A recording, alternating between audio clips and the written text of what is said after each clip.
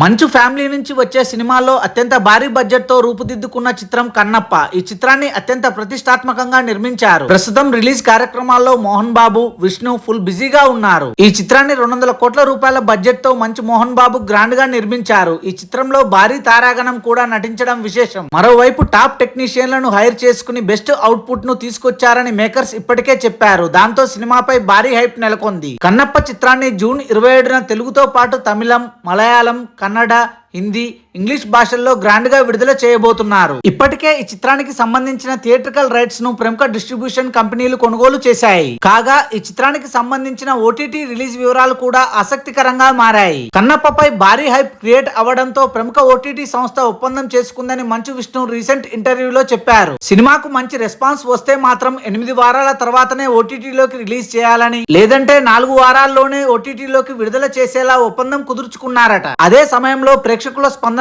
అదిరిపోతే OTT rights ను ఒక రేటుకు, లేదంటే మరో రేటుకు తీసుకుంటామని ఓటీటీ సంస్థ కూడా కండిషన్ పెట్టిందట. అందుకు మంచు విష్ణు భారీ నెంబర్ అడిగినట్టు తెలుస్తోంది. Thanks for watching this video. For more interesting videos please do subscribe.